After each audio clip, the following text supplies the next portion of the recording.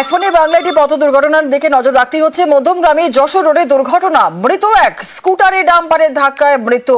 আরো একবার আপনাদের জানাই, মধ্যমগ্রামে যশোর রোডে দুর্ঘটনায় মৃত এক, স্কুটারে ডাম্পারের ধাক্কায় মৃত্যু। পথ দুর্ঘটনায় আহত শিশু সহ 2। আরো বিস্তারিত জানবো, আমাদের সঙ্গে জিয়াউল আলম রয়েছে আমাদের প্রতিনিধি। জিয়াউল, কিভাবে দুর্ঘটনা ঘটলো, কি জানা যাচ্ছে? জিয়াউল, শোনা যাচ্ছে? মধ্যমগ্রামে যশোর রোডে দুর্ঘটনায় মৃত এক, স্কুটারে ডাম্পারের ধাক্কায় মৃত্যু। পথ দুর্ঘটনায় আহত শিশু সহ 2। বারাসত থেকে মধ্যমগ্রামে যাওয়ার পথে এই দুর্ঘটনা ঘটেছে এমনটাই জানা যাচ্ছে।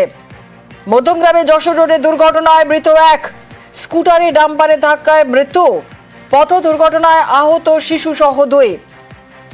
বারাসত থেকে মধ্যমগ্রাম যাওয়ার পথে এই দুর্ঘটনা। মধ্যমগ্রামে ডাম্পারে চাকায় পিষ্ট হয়ে মৃত্যু এক স্কুটি আরোহীর। মধ্যমগ্রাম যশোর রোডে এই দুর্ঘটনায় মৃত এক, স্কুটার ডাম্পারের ধাক্কায় মৃত্যু। পথ দুর্ঘটনায় আহত শিশু সহ 2। জিয়াউল রয়েছে, আরো বিস্তারিত বলবে। জিয়াউল, কি জানা যাচ্ছে? একদম দেখো, মধ্যমগ্রামের ঠিক চৌমাথার আগেই অর্থাৎ একটি ডাম্পারের সঙ্গে একটি স্কুটির সরাসরি ধাক্কা লাগে এবং সেই ঘটনায় এখনো পর্যন্ত জানা যাচ্ছে এক ব্যক্তির মৃত্যু এবং তার স্ত্রী এবং তার একটি বাচ্চা, 3 জন আরোহী যাচ্ছিল বারাসাতের দিক থেকে মধ্যমগ্রামের দিকে। সেই সময় ডাম্পার, মাটিভর্তি ডাম্পার সেই গাড়িতে ধাক্কা মারে এবং ঘটনাস্থলে সেই ব্যক্তির মৃত্যু হলো এবং মা এবং মেয়ে অর্থাৎ তারা আশঙ্কাজনক অবস্থায় মধ্যমগ্রাম গ্রামীণ হাসপাতালে ভর্তি রয়েছে। কিন্তু এখানে এলাকার মানুষ প্রশ্ন তুলছেন যে যেভাবে রাতের অন্ধকারে যেভাবে মাটির গাড়ি বা ডাম্পার চলছে, ফলে তাতেই কিন্তু দুর্ঘটনা ঘটেছে এমনটাও কিন্তু জানা যাচ্ছে। কিন্তু ইতিমধ্যে কিন্তু এই ডাম্পার চালক পলাতক হলেও ইতিমধ্যে ডাম্পারটি আটক করেছে মধ্যমগ্রাম থানার পুলিশ। চিনলা, বেশ, ধন্যবাদ।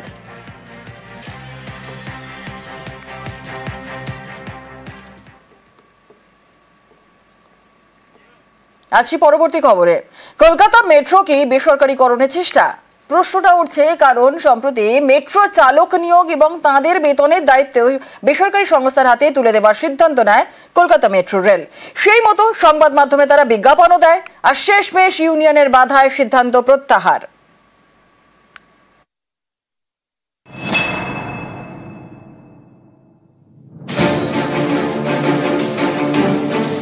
দেশের প্রথম মেট্রো রেল চলে কলকাতায়। দেশের একমাত্র সরকারি মেট্রো পরিষেবাও এই কলকাতায়। সেটাই কি এবার বেসরকারি সংস্থার হাতে তুলে দেওয়ার চেষ্টা? এই প্রশ্নটা উঠছে কারণ কলকাতা মেট্রোয় এই বিজ্ঞাপন। গত 7 মার্চ প্রকাশিত এই বিজ্ঞাপনে বলা হয়, কলকাতা মেট্রোর গ্রিন লাইনে ট্রেন অপারেটরের ব্যবস্থা করতে এজেন্সি খুঁজছে কর্তৃপক্ষ। আগ্রহী সংস্থাগুলিকে কলকাতা মেট্রো রেলের অফিসে যোগাযোগ করতে বলা হয়। এজেন্সির হাতে ট্রেন অপারেটিং এর দায়িত্ব দেওয়া মানে কলকাতা মেট্রো সরাসরি চালক নিয়োগ করবে না, তাদের বেতনও দেবে না, সেই কাজ করবে দায়িত্বপ্রাপ্ত বেসরকারি সংস্থা।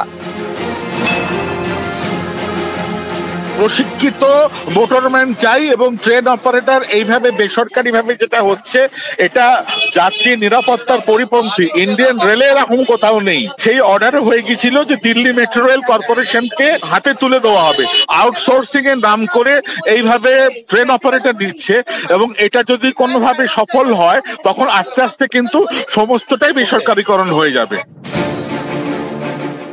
মেট্রো চালক নিয়োগ ও তাদের বেতনের দায়িত্ব বেসরকারি সংস্থার হাতে তুলে দেওয়ার সিদ্ধান্ত। মেট্রো কর্তৃপক্ষের এই সিদ্ধান্তের প্রতিবাদে সরব হয় একাধিক ইউনিয়ন। বাধা পেয়ে শেষমেশ সিদ্ধান্ত প্রত্যাহার করে কলকাতা মেট্রো রেল। ক্রমাগত ইউনিয়নগুলি চাপ তৈরি করে এবং শেষমেশ দেখতে পাওয়া যায় যে 10 দিনের মাথাতে সেই বিজ্ঞাপন প্রত্যাহার করা হয় এবং প্রিন্সিপাল চিফ ইঞ্জিনিয়ারের তরফ থেকে নয়া বিজ্ঞাপনে তারা উল্লেখ করেন যে তারা এই সিদ্ধান্ত অর্থাৎ অপারেটর নিয়োগের সিদ্ধান্ত আপাতত প্রত্যাহার করছেন। গত 17 মার্চ ফের বিজ্ঞাপন দেয় কলকাতা মেট্রো। নয়া বিজ্ঞাপনে আগের বিজ্ঞপ্তি প্রত্যাহার করে নেওয়া হয়। আমরা মেট্রো রেলের মেন্স ইউনিয়ন সবসময় যে কোনো বেসরকারীকরণের বিরোধী। ট্রেনের পরিচালন ব্যবস্থা পুরো ভারতীয় রেলে সম্পূর্ণটাই রেল নিজে করে, কিন্তু এক্ষেত্রে আমরা দেখলাম হঠাৎ করে প্রশাসন ট্রেন অপারেটরের বিজ্ঞপ্তি দিয়ে দিলেন। আমাদের চাপে প্রশাসন এটা প্রত্যাহার করতে বাধ্য হয়। কলকাতা মেট্রো রেল কর্তৃপক্ষের বক্তব্য, চালক নিয়োগের বিষয়ে দিল্লি থেকে আশ্বস্ত করা হয়েছে। রেলওয়ে রিক্রুটমেন্ট বোর্ডের মাধ্যমে কলকাতা মেট্রোর চালক নিয়োগ করা হবে। এই মুহূর্তে কলকাতা মেট্রোয় 4টি লাইনে ট্রেন চলে। ব্লু লাইন অর্থাৎ উত্তরে দক্ষিণেশ্বর থেকে দক্ষিণে নিউ গড়িয়ার কবি সুভাষ, ইস্ট ওয়েস্টের জন্য গ্রিন লাইন, সেক্টর 5 থেকে শিয়ালদা এবং এসপ্লানেড থেকে গঙ্গার নিচ দিয়ে হাওড়া ময়দান, জোকা মাঝেরহাটের মাঝে পার্পল লাইন, নিউ গড়িয়া থেকে রুবি অরেঞ্জ লাইন। দিন দিন কলকাতা মেট্রোর পরিধি বাড়ছে, কিন্তু চালকের সংখ্যা বাড়ছে কই? 2022 সালে তথ্য অনুসারে কলকাতা মেট্রোয় 396 জন চালক দরকার, কিন্তু চালক রয়েছেন 250 জন, অর্থাৎ প্রয়োজনের তুলনায় 146 জন চালক কম। এই চালক নিয়োগের দায়িত্বই বেসরকারি সংস্থার হাতে তুলে দিচ্ছিল কলকাতা মেট্রো রেল কর্তৃপক্ষ। ইউনিয়নের বাধায় শেষমেশ তারা সিদ্ধান্ত প্রত্যাহার করে। আবির ঘোষাল, নিউজ 18 বাংলা।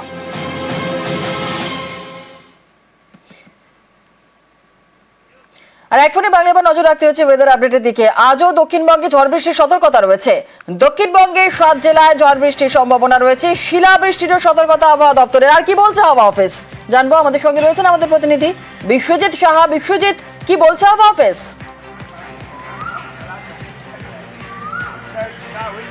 দেখো, রাতেও বৃষ্টি হয়েছে, ঝড় বৃষ্টি দক্ষিণবঙ্গের বেশিরভাগ জেলাতে হয়েছে। তাপমাত্রা বেশ কিছুটা কমে গেছে, প্রায় 3 থেকে 4 ডিগ্রি সেলসিয়াস তাপমাত্রা কমে গেছে গত দুদিনের তুলনায়, এবং আরও তাপমাত্রা কমবে, অর্থাৎ আজ শনিবার এবং আগামীকাল রবিবার ঝড় বৃষ্টির সম্ভাবনা রয়েছে। আজ দক্ষিণবঙ্গের সব জেলাতেই বিক্ষিপ্তভাবে ঝড় বৃষ্টি, 30 থেকে 50 কিলোমিটার গতিবেগে দমকা ঝোড়ো বাতাস বইবে বিভিন্ন জেলায়। তবে সব থেকে বৃষ্টি বেশি হওয়ার সম্ভাবনা রয়েছে উত্তর ও দক্ষিণ 24 পরগনা এবং পূর্ব মেদিনীপুরে, এবং শিলাবৃষ্টি, বজ্রবিদ্যুৎ সহ বৃষ্টির সঙ্গে শিলাবৃষ্টির সম্ভাবনা রয়েছে বীরভূম, পূর্ব বর্ধমান এবং নদিয়া, মুর্শিদাবাদ, এই 4 জেলাতে। অর্থাৎ দক্ষিণবঙ্গের বেশিরভাগ জেলাতেই আজ বজ্রবিদ্যুৎ সহ বৃষ্টির সম্ভাবনা রয়েছে, এবং তার সঙ্গে দমকা ঝোড়ো হাওয়া। কলকাতাতেও সেই পরিস্থিতি হবে। সকাল থেকেই আমরা দেখছি আকাশের মুখ ভার কলকাতায়, আকাশ কালো করা, অর্থাৎ এখনো পর্যন্ত সূর্যের দেখা সেভাবে মেলেনি, এবং পাশাপাশি বৃষ্টি হচ্ছে, অর্থাৎ ঝিরঝিরে বৃষ্টি কলকাতাতে সকাল থেকেই আকাশ একেবারেই মেঘলা হয়ে রয়েছে, বৃষ্টিও হচ্ছে সকাল থেকে। বিশ্বজিৎ, আজ তো কলকাতায় ঝড় বৃষ্টির পূর্বাভাস তুমি যে বলছো, কিন্তু বিকেলে তো আইপিএল এর উদ্বোধনী অনুষ্ঠান রয়েছে, বিকেলেও কি বৃষ্টির সম্ভাবনা রয়েছে কলকাতায়? একদমই সকালের দিকে যেমন আকাশের মুখ ভার আছে, হয়তো বেলা বাড়লে হয়তো সূর্যের দেখা মিললেও তা আংশিক মেঘলা আকাশের সম্ভাবনা, অর্থাৎ পুরোপুরি পরিষ্কার আকাশ হবে এমনটা নয়। তবে বিকেলের দিকে কিন্তু আবার ঝড় বৃষ্টির একটা সম্ভাবনার কথা জানাচ্ছে, পূর্বাভাস জানাচ্ছে আলিপুর আবহাওয়া দপ্তর। অর্থাৎ সন্ধে রাতের দিকে আরো এক দফায় বা বজ্রবিদ্যুৎ সহ বৃষ্টি এবং দমকা ঝোড়ো বাতাসের সঙ্গে বৃষ্টি, বজ্রবিদ্যুৎ সহ বৃষ্টির সম্ভাবনা। অর্থাৎ বেশ, একেবারে অনেক ধন্যবাদ বিশ্বজিৎ। আর এর পাশাপাশি একটু বাঁকুড়ার দিকে আমাদের নজর রাখতে হচ্ছে। গরমে শীতের আমেজ বাঁকুড়ায় বৃষ্টিতে পাড়া পতন। আর কি অবস্থা রয়েছে পরিস্থিতি জানবো, প্রিয়ব্রত আমাদের সঙ্গে রয়েছে। প্রিয়ব্রত, বাঁকুড়াতে কি ছবি সকাল থেকে?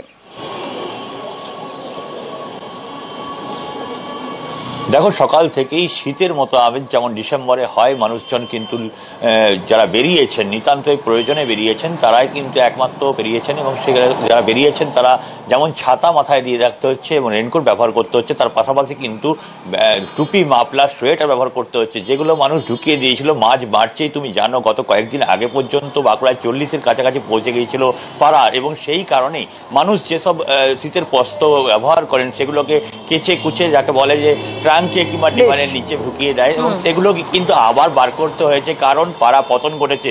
গত কয়েকদিন ধরে যেভাবে তাপমাত্রা চলছিল তার থেকে অনেকটাই কমে 25.2 ডিগ্রি সেন্টিগ্রেড গত 24 ঘন্টার তাপমাত্রা, এবং চীনে শীতের পাড়া পতন, বাঁকুড়াতে বৃষ্টি এবং তার পাড়া পতনের ফলে গরমে শীতের আমেজও রয়েছে, সেই ছবি আমরা দেখছি। অনেক ধন্যবাদ প্রিয়ব্রত।